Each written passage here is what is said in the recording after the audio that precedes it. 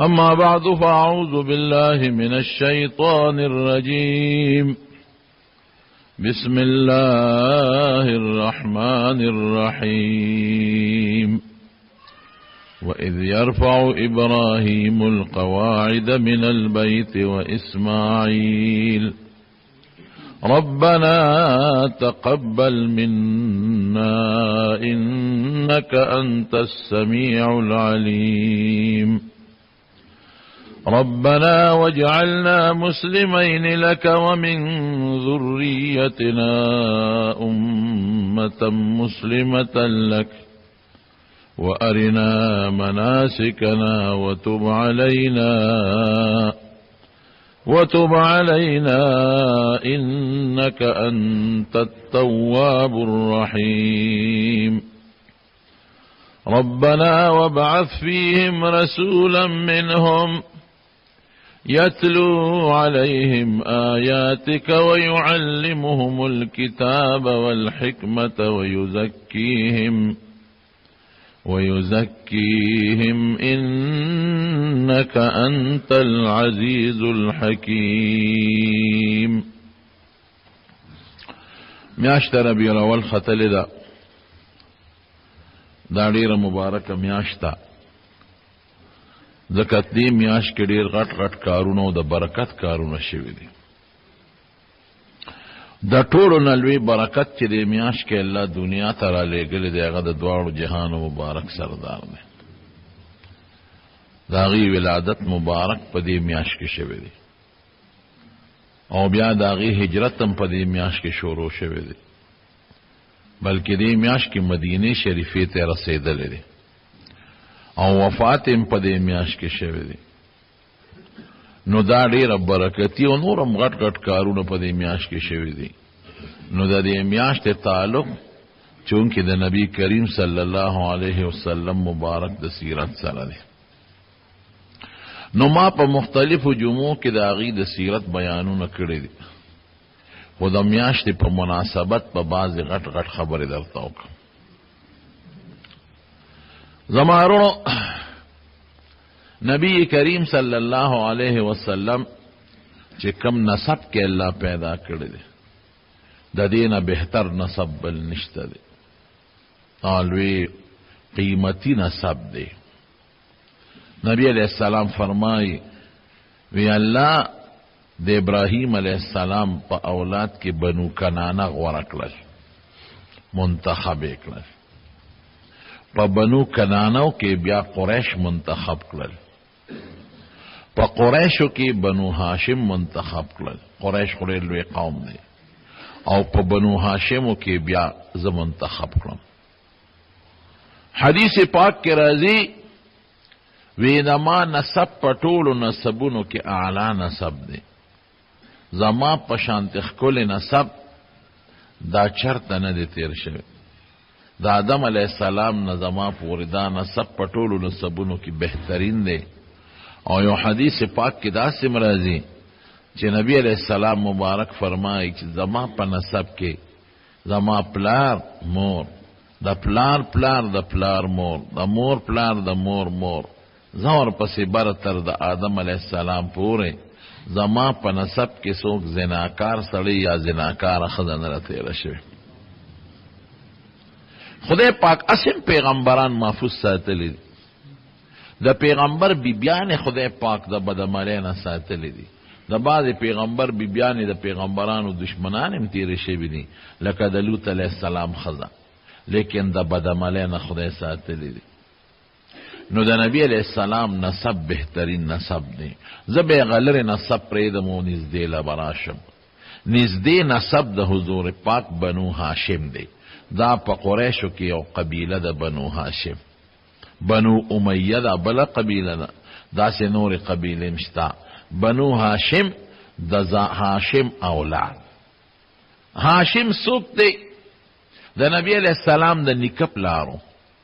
د هغې د والد صاحب محترم نوم عبدالله، د عبدالله د پلار نوم عبدالمطلب او د هغه د پلار نوم هاشم.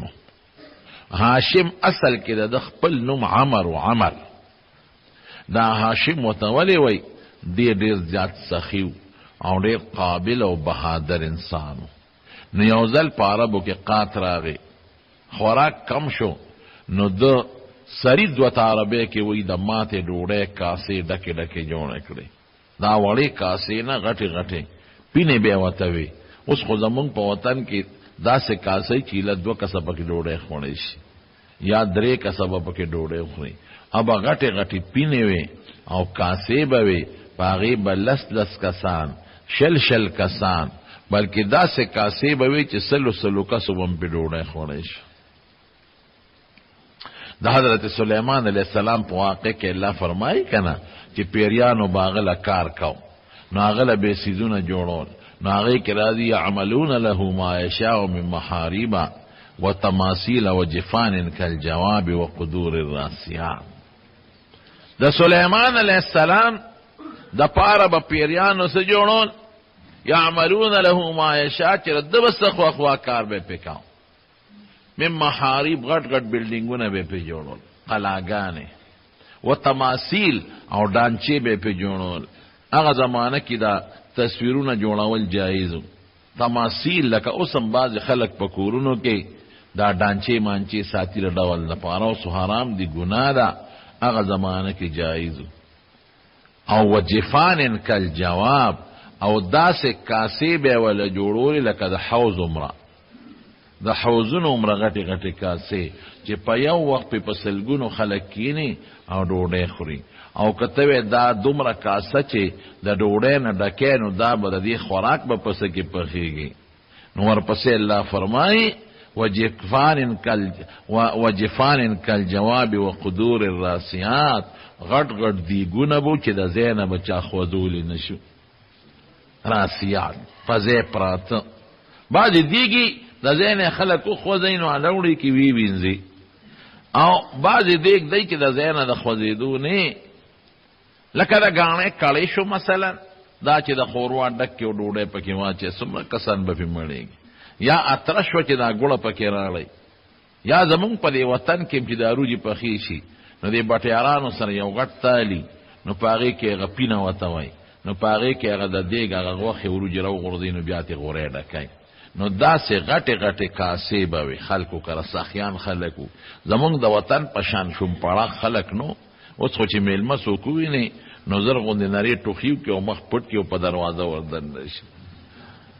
او چې میلمه ورته وروډوي ماشوم ته وایي ورشه ورته وایه چې کور نشته دی، نو ماشوم وایي بابا مې وایي چې هغه کور نشته دی.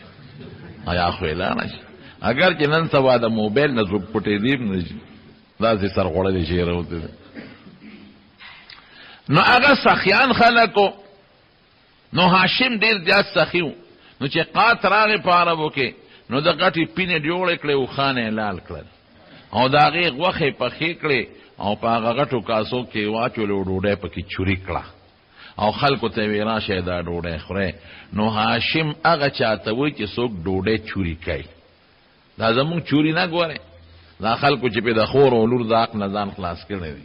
او ګوړه پکې واچوي او ډوډۍ چوري چوري کړي، او ایزه بس دا د خور لور حق دی، ځمکه کې ولاق نه ورکوي او نه په کور کې ورکوي، او په چورۍ دا چوري نه، دې ته هم چوري ځکه وایي چې دا وړه شوې ده. نو ډوډۍ وړه وړه کړه، هاشم یو شی رکوټې کوونکی او ماتوونکي ته وایي، نو خپل نوم یې عمرو، نو د هاشم په نوم باندې مشهور شو. نو خلق تی خوشحاله. سخی خلق السخی قریب من الله و قریب من الناس. نبی علیہ السلام فرمایي چې کوم سړی سخی وي وی دی خدای ته نږدې دی او خلکو ته نږدې دی، خلکو ته په دې نږدې دی چې څوک ته نفرت نه کوي، هر سړی ورته خوشحالي مجلس ته. ډوډۍ چوري کړه او په خلکو یې خوړه. دومره سخي سړی و، د ده رسخه اندازه واورئ چې په مزدلفه کې حاجیانو خدمت د دې په غاړه. نو په مزدلفه کې چې څومره حاجیانو په مزدلفه کې، نو ده به دې ټولو له اوښانه لالولو ډوډۍ به یې ورکول. او د شپې او عرفات ته چې به څوک لاړل، نو په عرفات کې به یې ځان له دیګونه باندې کړي، نو خلکو له به یې ډوډۍ ورکوله. او په مینا کې چې به حاجیان کله دیرو، نو هغې له به یې ډوډۍ ورکوله. او د بار نه چې به څوک مسافر رالل، نو هغې له به یې ډوډۍ ورکوله. داسې عجیبه سړی او ډېر خشته ښکلی انسانو او نوجوانو. تاسو اندازه د دې نه ولګوئ چې د هرقل د روم بادشاه هغه ته چې کله پته ولګېده چې مکه کې یو هلک ته ډېر زیات هوښیار او ډېر قابل او ډېر سخي او بهادر انسان دی، نو هغه د پسې استازی راولېږه، وی ته خو ډېر قابل سړی، ستا پوی او قابلیت ما ته راورسېد. دې دومره قابل و چې په هغه زمانه کې به خلکو قافلې لوټ کولې، ځای په ځای به ډاکوانو او اجرتي قاتلان به او قافله به په امن نشو رسېدی چې قافله به تله نو دې ډاکوانو به په حمله وکړه خو به پیاده سفر وي او غرونه به نو ټوله قافله به یې لوټ کړه، په لکونو سامان به یې د قافلې نه یوړه. نو د سفارتي نظام جوړ کړ. لومبي د سفارت نظام د سفیران چې ورته وایي دا د هاشم جوړ کړ. کم عمره کې ګورئ، عمر یې دومره کم دی، زه درته وایم دی چې مړ دی غریب د 15 کالو په عمر کې مړ دی. اندازه ولګوئ چې دغه وخت به څونه عمر یا د 18 یا د 18 یا د 20 لږ عمر به نو سفارتي نظام یې جوړ کړ. یو دا چې زمونږ نورو علاقو سره یو رابطه سفیران یې باقاعده مقرر کړل، ستا به د روم د بادشاه سره رابطه که هغوی سره زمونږ سره جنجال جوړېږي نو ته به هغه جنجال ختمې، ستا به د فارس د بادشاه سره رابطه او بل سفیر یې مقرر کړ، ستا به د حبشې د بادشاه سره رابطه. دا سفارتي نظام یې جوړ کړ. او بل کسان یې مقرر کړل، خپل حدودات یې معین کړل او ټولو بادشاهانو سره وفدونه ولېږل او چا سره په خپله ملاقاتونه وکړل چې د هر چا د علاقې به خپل حدي، که دغې حد کې قافله لوټ شوه نو دغه علاقې خلک به ذمهواري، د فلانکې علاقې پورې زمونږ د مکې د خلکو حد دی، که دې علاقه کې قافله چا لوټ کړه نو مونږ به ذمهوارو. د هغې نه اخوا فلانکې علاقې دا د مدینې سره شوه، مثلا فلانکې د فلانکې ملک سره شوه. هر یو قوم او هر یو کلی د خپل علاقه ساتي، څوکۍ دې کوي، او که قافله چا لوټ کړه نو ذمهوار به هغه خلک نو قافلې محفوظ شوې. هر چا به د خپل علاقې حفاظت کو او جاسوسان به خورون او ډاکوانه مو یاریدل چې که مونږ قافله لوټ کو نو چې کم ځای لوټ کړی ده نو د هغې ټولو خلکو دشمني به په سره لو، نو دا خو نشو اخیستی. نو دا د سفارت نظام او د قافلو د حفاظت نظام او دا سخاګانې او د هوښیارتوب چې د روم بادشاه ته ورسېد هرقل ته، نو هغه د هغه ځای نه یو استازی وله راولېږه، وی ستا بهادري ما ته راورسېدله، ستا هوښیارتوب هم ما ته رسېدلی دی او ستا قابلیت هم ما ته ورسېد او ستا د سخان هم زه خبر شوم او ته د میلمنو د حاجانو خدمت هم ډېر کوې او خلک دم ټول ښه وی. نو زه تا ته دا پیشکش در کوم چې زما یو لور ده او ډېره زیاته خوبصورته د شهزادګۍ، اقه لور درته په نکاح کوم، دا پیغام زما قبول که. داسې به څوک وکړي؟ د روم بادشاه هغه زمانه کې داسې و لکه چې اوس د امریکې بادشاهي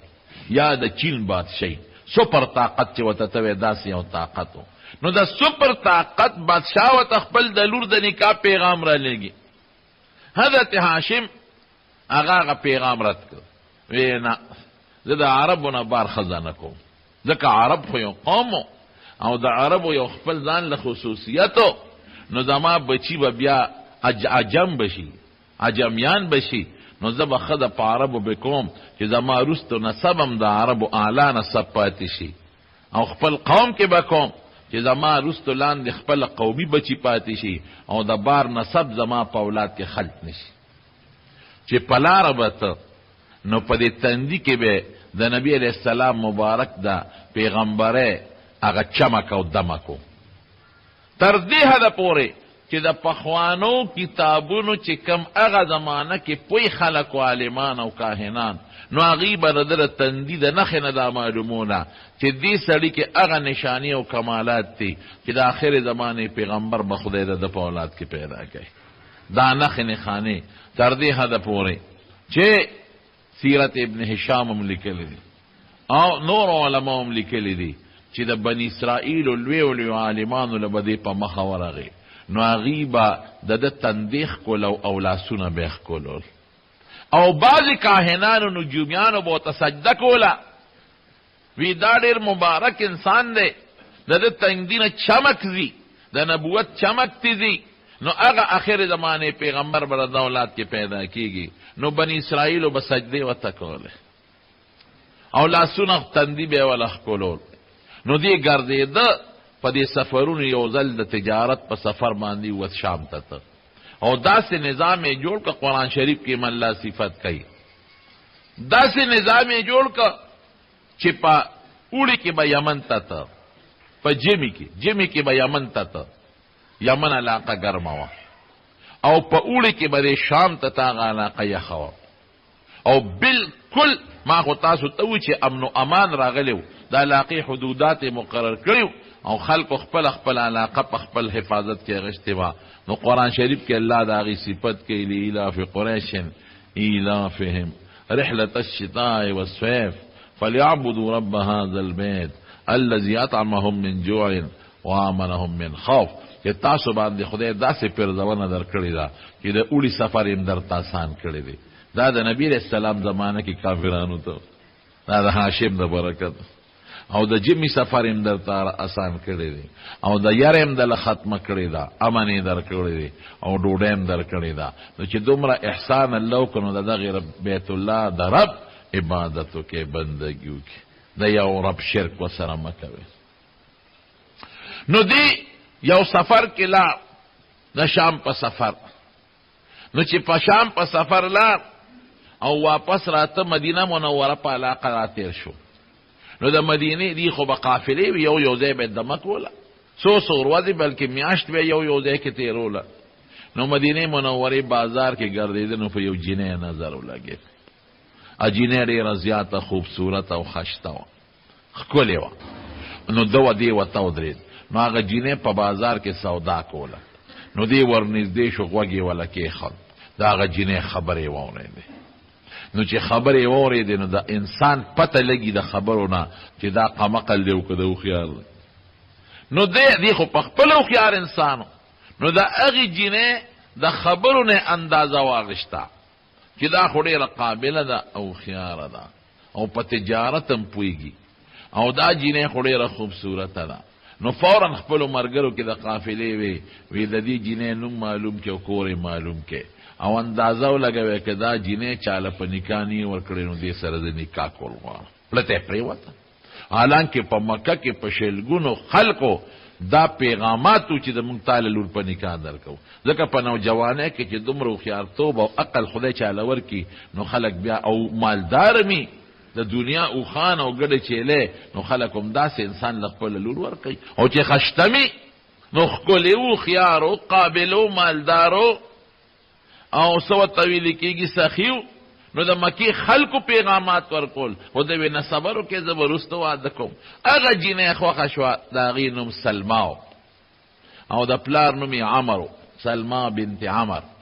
او په مدینه کې یو مضبوط خاندان و بنو النجار ورته وایي. دا د هغې خاندان سره تعلق یې لري، د عربو یو قیمتي خاندان. نو ده چې پیغام ولېږه نو هغې چاله په نکاح نه ورکړې نو هغې سره یې واده وکړو. او چې څنګه یې واده وکړ د واده یو څو میاشتې تېرې شوې نو دا هاشم غریب هم هلته وفات شو، مړ شو. غریب د 15 کالو په عمر کې مړ شو. او یو بچی پیدا شوی و.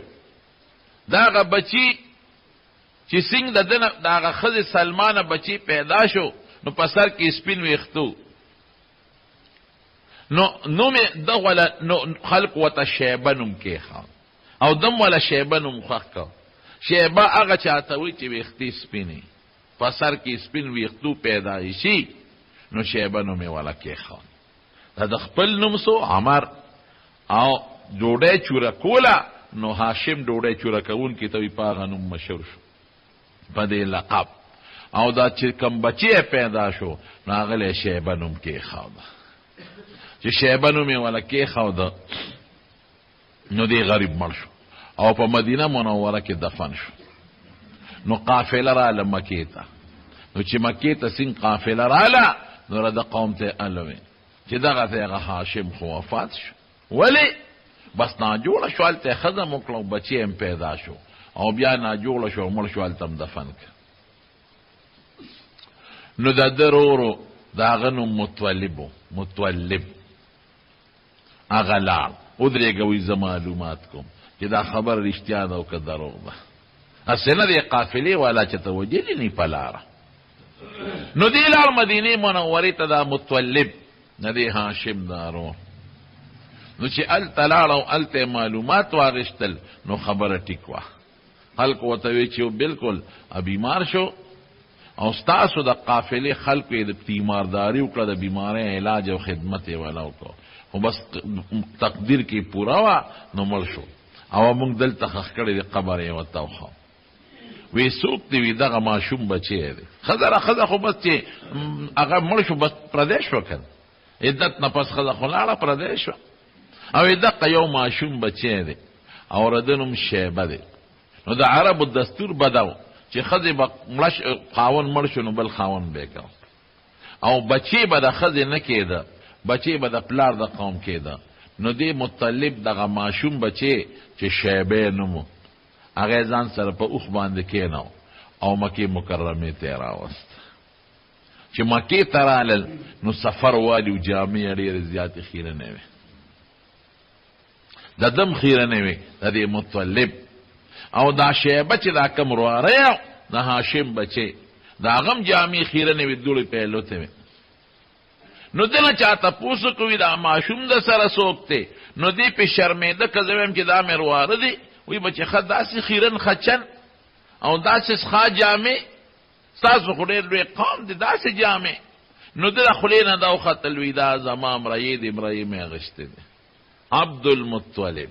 مطلب د ده نوم د هاشم درون. نو رواره یې دا کېده وی دا زما غلام دی، عبد غلام ته وی، مریی ته وی، دا ما مریی دی. نو خلق وی عبدالمطلب. وی مطلب ځان سره د مدینې نه یو مریی راوستی دی عبدالمطلب. نو نوم د شیبه ختم شو، نوم کې خپل شیبه دی او په هغه نوم یې څوک نه پیژني. لکه د هاشم نوم عمر دی، خلک ورته هاشم وی، د ده نوم شیبه و، هغه نوم یې بس خلکو کې رک شو او په عبدالمطلب باندې مشهور شو. نو چې کور ته یې دننه که نو ویې لمبه و پاک یې که خشتی که او خشته ښکلې جامې ورته واچولې او بار یې راوویسته. وی هلکه تا خو وی دا زما غلام دی،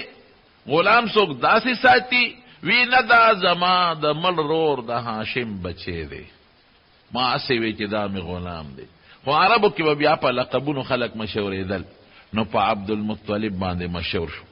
نو د هاشم د بچي نوم عبدالمطلب شو، د نبی علیه السلام چې کوم خپل نیکه دی. دا عبدالمطلب لوېده دلم خدای کمالات ورکړ. داسې کمالات دله خدای ورکړل چې د هاشم کم کار وا به یې کوو، د حاجیانو خدمت، د بار نه به چې مسافر مکې ته رالل د هغې خدمت او سخا به یې کول، دیم ډېر سخي او بلا سامان ورته خانداني پاتې و، اوښان او ګډې چیلې او د غټ تاجر هم و، پیسه هم ورسره ډېره وه. نو لګیا دی حقه د پلار سیسټم چلی، خو هغسې خو نشي کولی، خو هغې ته ورنږدې دی. نو جناب اوس د باندې خدای احسان کوي، چونکې نبی کریم صلی الله علیه وسلم دنیا ته تشریف راوړی، نو د هغه نه مخکې خدای بعضې نښې ښکاره کوي. دا د حضور پاک برکت دی. لکه رونو زرت یو مثال در کوم، نور چې راخیږي د هغې نه مخکې دا پلوشې خوری شي که نه شي؟ دا د سبا رڼا خو د ورځې د دې نور پلوشه ده. نور یوه نیمه ګنټه پس راخیږي او سبا یوه نیمه ګنټه مخکې ښکاره شي. یو ګنټه 20 منټه، یو ګنټه 15 منټه، یوه نیمه ګنټه یا 15 پاوه مخکې دلته کې یو لویه شغله ښکاره شي، فجر کاذب ورته وایي. دا د سبا مقدمه ده، د نور مقدمه ده چې ورپسې نور را روان. نو بیا په دې افق کې په دې فضا کې پلن داسې سپینوالی خور شي، فجر صادق سبا صادق چې ورته وایي، دام د انور مقدمه ده، د انور نه مخکې راځي. نو ورو ورو رڼا خورېږي، لا انور نشته او فضا ورو ورو رڼا کېږي، نو اخره کې انور راوخېږي. دارنګې د نبی کریم صلی الله علیه وسلم غوندې لوی د هدایت نور او د هدایت عظیم رڼا چې دنیا ته الله را لېږله، نو د هغې نه مخکې خدای دا نښې نښانې موجودون، یوه نښه او بله نښه. اسمان کې به ستوري چاودل، پړقا پړوقي به وټوله شپه، یو ستوري نه به بکره جدا کېده او د بل نه به دا رڼاګانې به تلې دې ستورو نه. دا یوه نښه وه.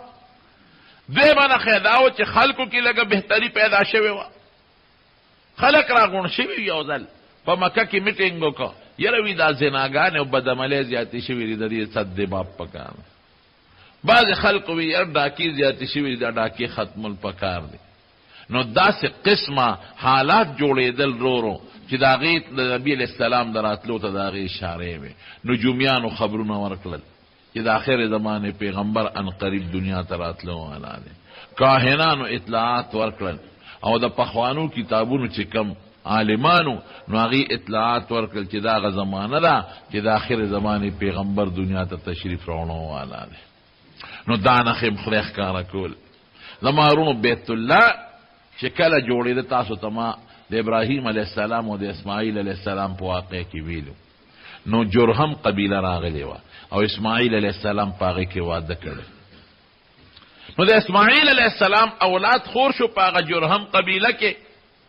نو دې جرهم قبیله او د هغې منځ کې اختلافات پیدا شو نو دا د اسماعیل علیه السلام چې څومره اولاد و دی د مکې نه وشړل جرهم قابضین شو او د اسماعیل علیه السلام اولاد یې وشړه نو دې جرهم به ظلم کو زیاتې به کو ځکه بیت الله له خو به خلک د بار نه راتلل د هغې عظمت خو د خلکو په اړه کې و نو دوی به په خلکو څیزونه هم ګران خرڅول او زیاتي به یې ورسره کول نو د بار عرب پې تنګ شو نو هغه د اسماعیل علیه السلام اولاد او د بار عرب یو ځای شو نو په مکه باندې حمله وکړه چې دا جرهم ته وباسو نو دې جرهم قبیلې د زمزم کوی بند کړ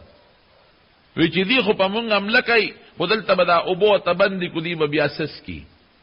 نو چې کم پکې په جرهم کې لوی کافر و عمرو ابن حارث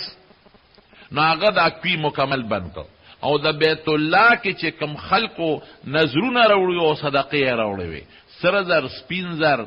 او هغې کې هیرې او جواهرات دا به خلکو راوړل د بیت الله ته نو هغه ټول یې راواغېشتل او د زمزم په کوی کې واچول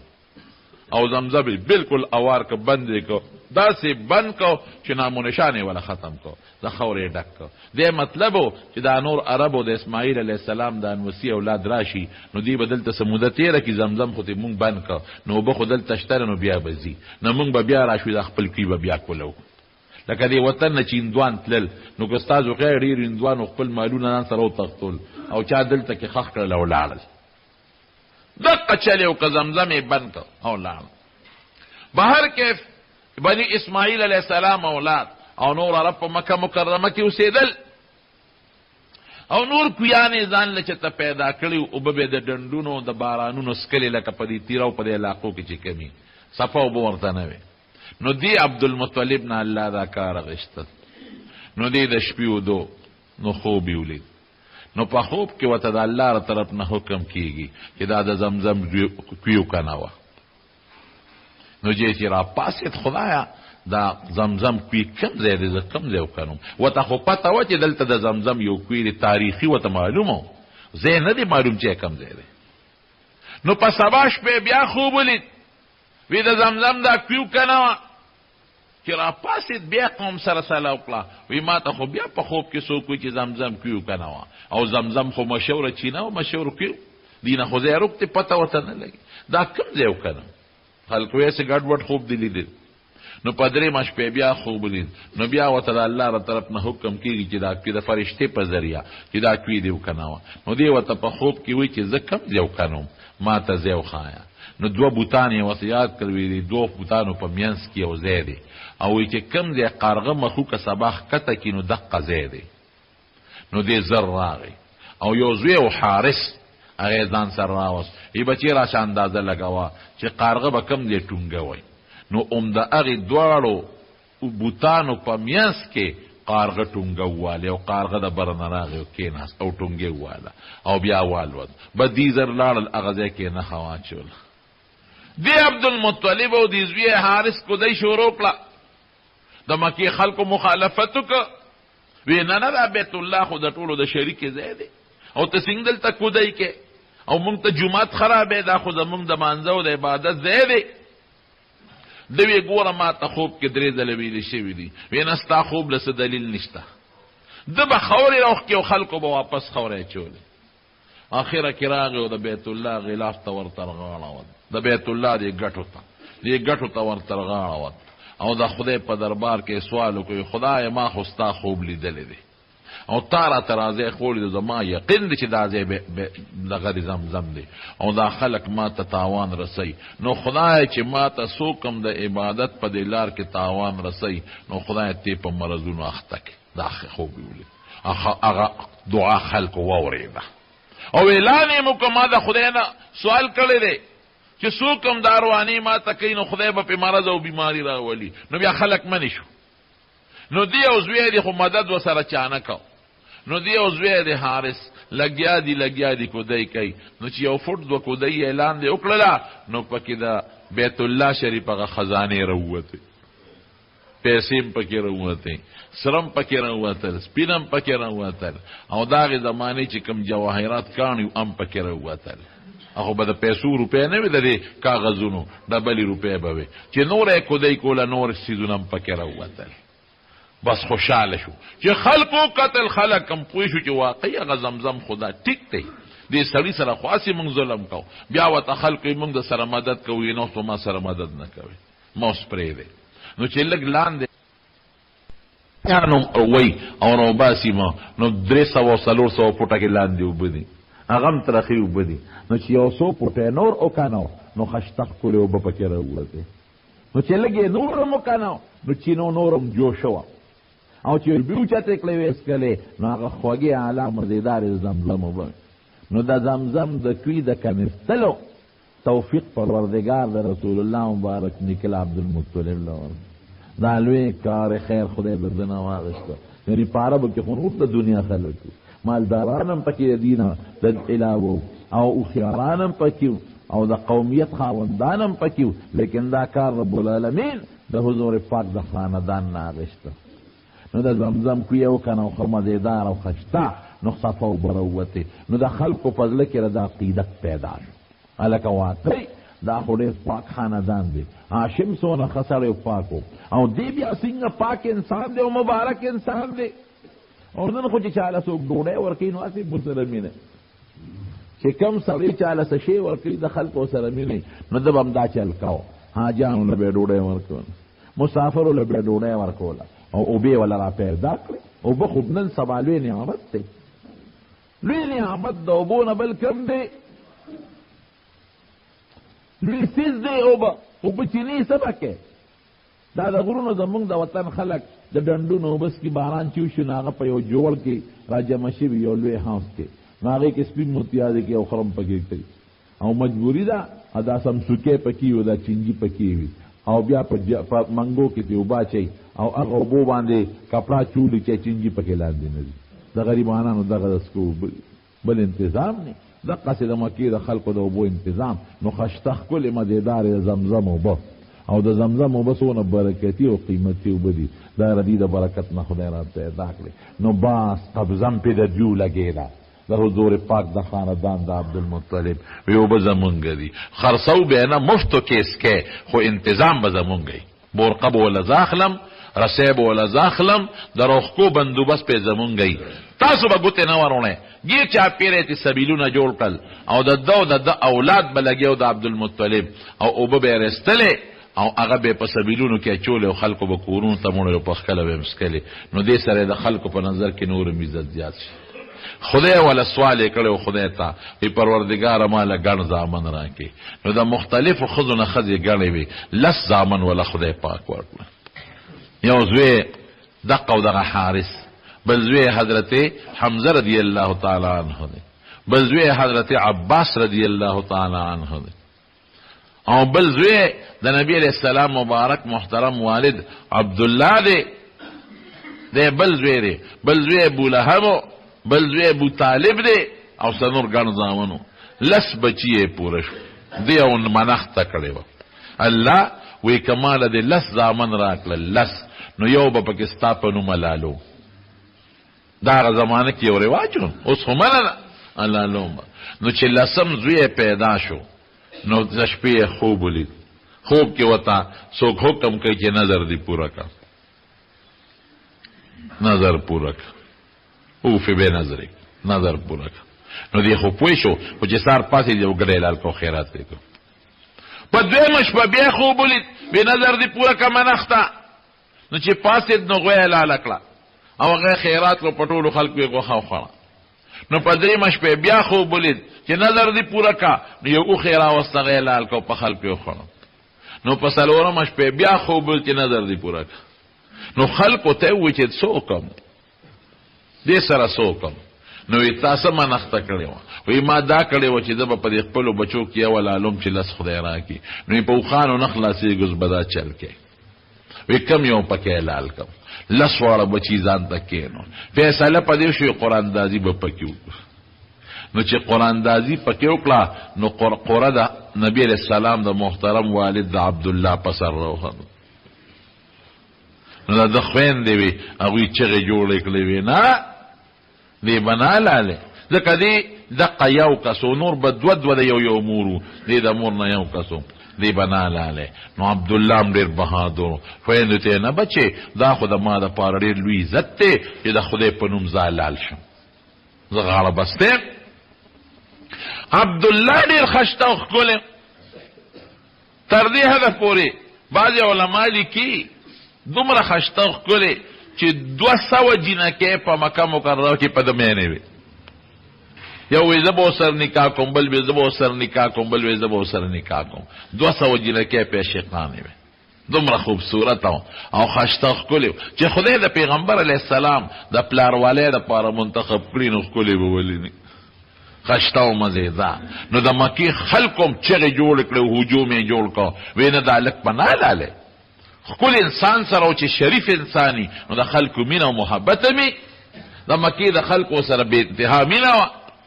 نو ده مشوره وکړه چې زه څه وکړم نو یو هوښیار سړی و مغیرې نوم و هغه راغی او د عبدالمطلب ته یې وویې وی زه راته یو چل ښیم وی داسې وکړه چې په دې مکه کې یو کاهنه ده د پخوانو کتابونو عالمه ده هغې سره مشوره وکړه نو دې لاړ عبدالمطلب هغې سره مشوره وکړه نو هغې ته تپوس وکړو وی تاسو کې دیت څومره دی چې څوک په خطا سړی مړ کړي او د هغې دیت ورکوي وی لسو خان وی داسې وکړه چې ته یو چل وکړه لسو خان راوله نو په دې زوی دی او په هغه باندې قراندازي واچوه نو که قراندازي په لسو خان راوخته نه به حلال کې که په زوی دی راوخته نو نورو سره لس زیاته وه دا چل کوه نو اخره کې ولې مسله حل شي ده وی دا خو اسانه خبره مالدار خو ډېرو لسو خان یې راوستل دنیا تماشې رالاله ټول خلک تماشې ته ولاړ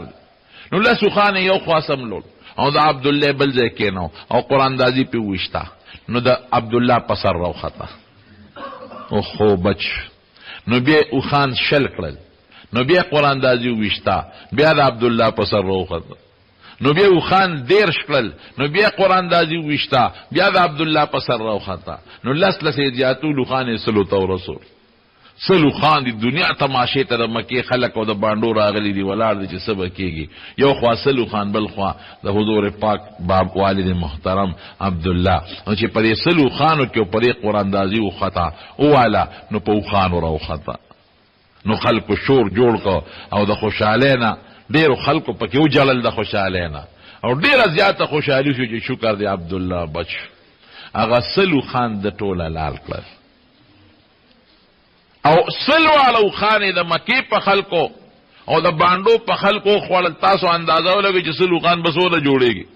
نن سبا خلک په واده کې چې څوک دوه مې خیلالي کې نو ټوله دنیا صفت کوي او چې سلو خان لالۍ کې د هغې نه به څومره څیزونه جوړېږي یو ځل نبی کریم صلی الله علیه وسلم ناستو حضرت معاویه رضی الله عنه رضی حدیث راوی دی نو یو باندیسی راغی نو باندیسیان خو به د آدابو نه پوره خبر نو حضور پاک له آواز ورکړه وی ابن الذبیحین ای د دوو علال شو زویا نو رسول الله مبارک او خندل مسکی شو په دې خبر خوشاله شو نو حضرت معاویه رضی الله عنه ته تپوس کوي وی دا الله رسول دا تا ته ابن الذبیحین چې دو یو ته په خوشاله شوي د دې څه مطلب وی او د هغې دوو کسانو زویم نو سیم چې کوم د خدای په نوم حلالېدو ته تیار شوي یو نیکه مې حضرت اسماعیل علیه السلام هغه هم د حلالېدو ته تیار او تړلې شوی او خدای بچ کو د هغه په عوض کې ګډه لال شو. او بل زما پلار عبدالله هغه هم علادېدو ته تیار شوی او سل اوښان د هغه په بچ کېدلو کې ذبح شو او خدای پاک هغه ورسره بچ کړ. نو په دې به نبي علیه السلام خوشحالېده، فخر به یې کو. لویه خبره ده بچ شو دی. دا د عبدالمطلب یو غمو او لال ختم شو. دې زمانه کې د رسول الله مبارک د راتلو نه مخکې یو بله غټه پیښه وشو. هغه پیښه دا وه چې په یمن کې یو ګورنر و نوم یې ابرهه، د یمن والي و ګورنر، او دې د هرقل لاندې و، بلکې د حبشې د بادشاه لاندې و. د حبشې هرقل خو د روم باچا، د حبشې د بادشاه لاندې. نو دوی دا فیصله وکړه چې د بیت الله مقابله کې مونږ یو بل کور جوړو. نو په یمن کې یو بل کور جوړ کړو او هغې له کعبه نوم کېښود او خلقو ته یې وې هغه مکې ته مه ځئ، هغې کعبې ته دلته راځئ، دلته عبادت کوئ. دې کې خو ډېر لویې زرې مبادله کېږي او بلا پیسې را جمع کېږي. اوس مکې ته چې خلک دي د مکې د خلکو څیزونه خرڅېږي، د هغوی تجارتونه کېږي، د هغوی کورونه خلک په کرۍ باندې نیسي، بلا پیسه خلک دلته نه یوسي او په مکه کې یې پرېږدي. نو دا لویه فایده ده. نو هغه وی چې دا به بازارونه لګي مونږ ته به فایده وي، نو بس هلته کور جوړ که بیت الله. مونږ زه ورته بیت الله مونږ ته یې تعبیر کوو، کعبه به یې ورته وی دا دلته کې جوړوم د مکې په مقابله کې او خلکو ته دلته راځي عبادت له حج عمرې له دلته راځي. هغه جناب چې هغه شی یې جوړ کړ نو په عربو بد ولګېده چې ښځه مونږ د کعبې مقابله کې د کعبه جوړه کړه. نو دې نه یو څو کسان لاړل، نو هغوی ورننوتل د شپې او په کعبه کې ورته لوی اودس ماتې وکړه. چې لوی اودس ماتې وکړه او بلکې خوا کې بیا دوی پاتې کېدل یو قافله د عربو، نو هغوی هلته کې اور بلو، نو هغې نه څه شغله لاړه هغه کعبې له د هغوی، نو هغه هم پې وسوځېده. هغه ابرهه ګورنر غوسه شو، وی ښه دې عربو زمونږ کعبه وسوځوله، اله به ډوډۍ خورم، اله به صبرېږم چې تر څو مې د دې کعبه نیروانه کړې. لوی لښکر یې را روان کړ، د اتیانو لښکر، 12 اتیانو، څوک زیات هم یادوي، دا لښکر یې را روان کړ او ډېر لوی دنیا ځان سره را روانه کړه او د بیت الله د روانولو په غرض را روان شو. خلق چې په پلاره به دا لښکر لیده نو دی خو جوش کې مو، نو عرب یریدل، نو د طائف په علاقه راغی. نو طائف خلکو ته وی ما ته د مکې لاره ښایه، کم ځای د عربو بیت الله شابه ښایه راته. نو هغوی ورته ځان پټ کو. یو سړی ابو رغال په بخاري شریف کې یو اشاره موله راځي، هغې ورته وښوی صیب د ابو رغال به راسره لاړ شي. هغه تیار شو، زه راته لاره ښیم. نو چې هغه څنګه راوړید ابو رغال، نو هغه په لاره کې خدای مردار کړ، د یو ناګهاني کاڼی پرې راغی مردار شو. بخاری کې راځي اوس هم د عربو دا رواج دی چې په هغه لاره سوځي نو په قبر باندې کاڼي ولي. نو دوی چې رالل په ډېر جوش کې را روان دي، د طائف نه راکوز شو. نو دې ابرهه اعلان وکړ، وی د عربو د مکې د خلکو چې څومره ګډې چیلې څاروي وینې نو هغه رانیسئ، ابه زمونږ غنیمتي، او که کم غلام عمرهی په ګوتو درغې نو هم رانیسئ، ابه زمونږ غلام عمرهی وي. نو لومبي اوښان چې په ګوتو ورل 200 اوښان، دا د نبي علیه السلام د تره د عبدالمطلب په ګوتو ورل، هغې قبضه کړل. دلته عبدالمطلب خو مشر د مکې د خلکو، نو دوی ټول دته راغون شو، ورته یې وی باباجي څوک و، دا خو لوی لښکر را روان دی او ستا 200 اوښان هم خبر شو، غلام ترې وتښتېد، بیا 200 اوښان دې ونیول او د نورو خلکو چې څه په ګوتو وردي نیسي او اتیان یو لوی لښکر او ځان سره بلا سامان د بیت الله د نړولو را روان کړی. عبدالمطلب ډېر هوښیار و، هغه وی داسې کار دی چې زه ورځم او زه د سره ملاقات کوم بیا به خبرې کوم. نو عبدالمطلب نیغ ورغی، چې ورغی دله خو خدای یو وجاهت ورکړ، مخوریز و، خشته و، ښکلی و. نو ابرهه دغه دی کې اوس په خپل تخت ناست دی، یو ځای کې قیام کوي، دمه کوي. چې دی عبدالمطلب ته وکتل نو د هغه په زړه کې عظمت پیدا شو، خو دا مبارک بابا،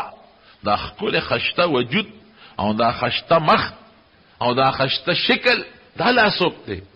نو چې ورنږدې شو خلک ورته وایي صاحب دا د عربو مشر دی. اوهو دله خو زه متاثر شوم. نو دا ابرهه بدماشو لوی ګورنرو او د خپل تخت نه راکوز شو او ده ته یې سر ښکته کړ، ستړي مشي ورسره وکړه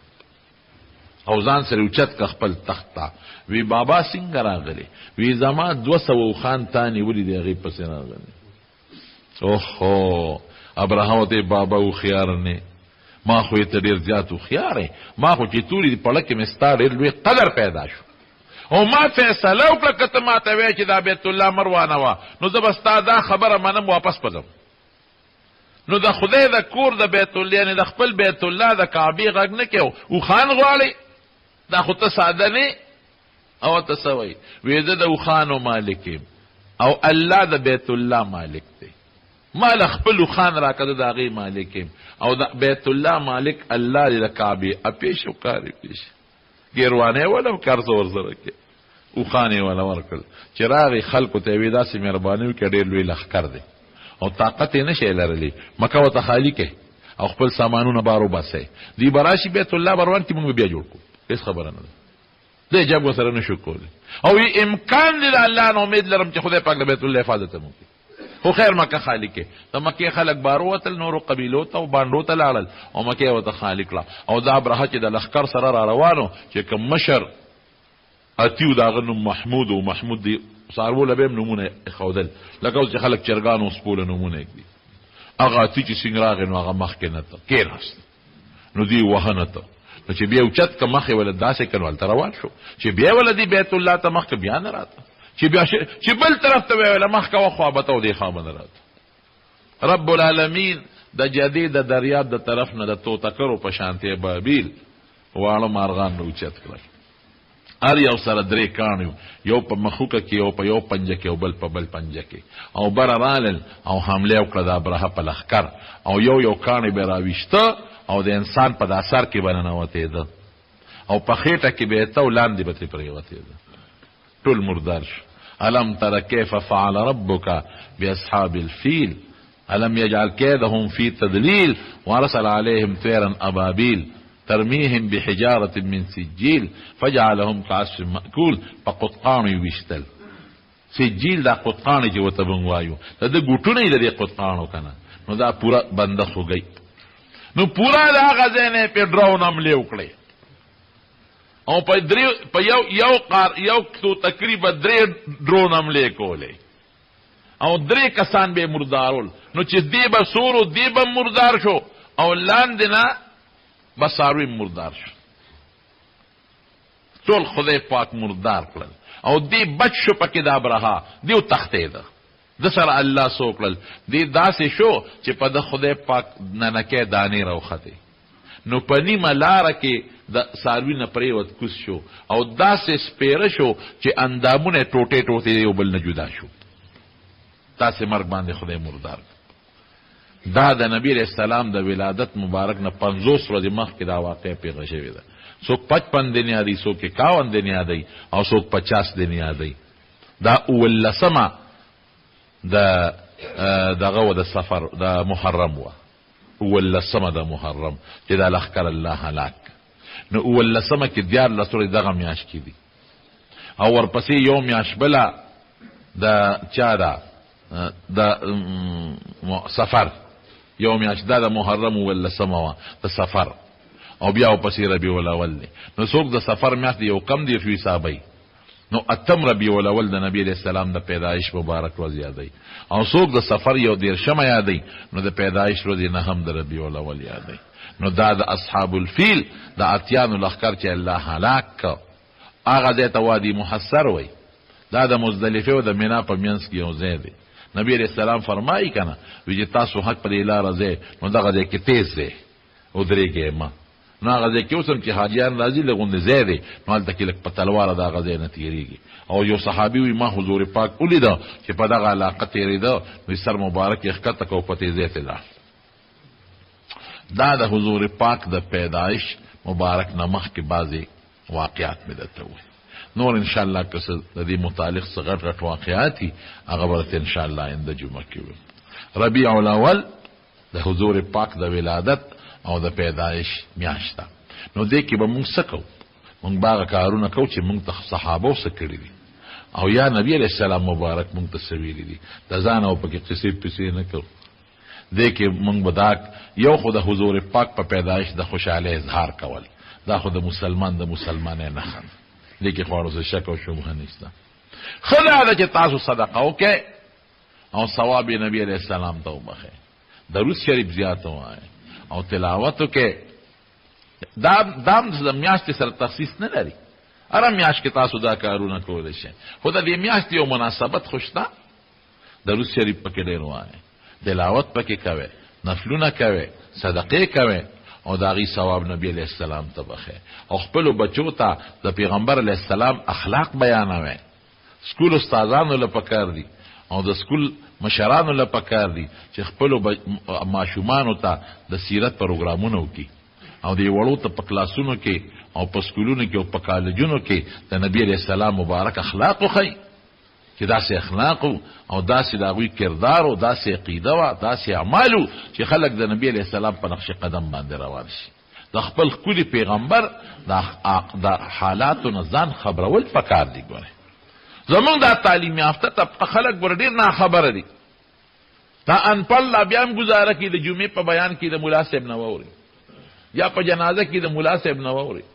لیکن دا کم تعلیم یافته طبقه هغه خو د بل نه اورېدل لوی اوهو زه به بل نه اوس تپوس کوم یا بل ته به کښېنم بعضې پکې مونځ هم نه راځي تقریر هم نه راځي نو هغې ناخبره پاتې ما یو خپله حضرت زمونږ شیخ شهید مولانا حسن جان رحمه الله هغه په خپل دا واقع بیانولو مدینه منوره کې یو وکیل و د دې هزارې د علاقې وي ما سره کېناسته نو ایمان یې تپوس وکړو د کوم ځای مې چې در چا څه دی دلته څه کوې مې په دې جامع کې سبق ویل وي ما ته چې خلک سپومې ته وختل او تاسو هغه زاړه یادوئ وي ما ورته چې کاکاجي هغه سپومې مې تا ته پرېښېده هغې ته ته غېجه زه د خپل پیغمبر زړو پسې راغلی وي بیا ما ته وایي چې برخوردار او تپوس ته نه کوم چې دا نبی علیہ السلام د اکبر باچا زمانه کې تیر شوی د قال دی او بار اطلاع وکیل موږ ته دا ورته پته چې اکبر کله تیر شوی د نبی علیہ السلام او وی چې د لاهور په د بی جرنالیزم په پرچه کې بیانر به غالبا نو هغې کې یو سوال راغلی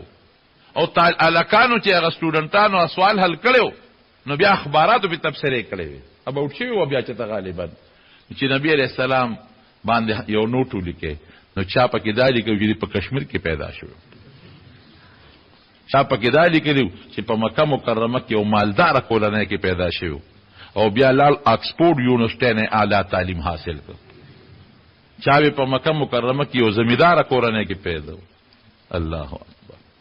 د خپل پیغمبر هغه پیغمبر چې زمونږ دا مسلمانی د هغه د برکت نه ده زمونږ دا ګیرې او زمونږ دا منځ او زمونږ دا روجه او زکات او دا هدایت دا د هغې مبارک د برکت نه دي داسې ده که نه ده او مونږ د هغه د صفات امید هم ساتو او د هغه د تاریخ نه نه یو خبر چې مونږ مل قوم هغه دی چې د خپلو مشرانو تاریخ شاته وغورځوي جمدې قوم هغه دی چې د خپل مشر تاریخ محفوظ پرېږدي نو د خپلو دیني مشرانو او روحانی مشرانو تاریخ جمدې ساتل پکار دی دعا وکړئ رب العالمین مونږ د نبی کریم صلی الله علیه وسلم په نقش قدم روان الہ العالمین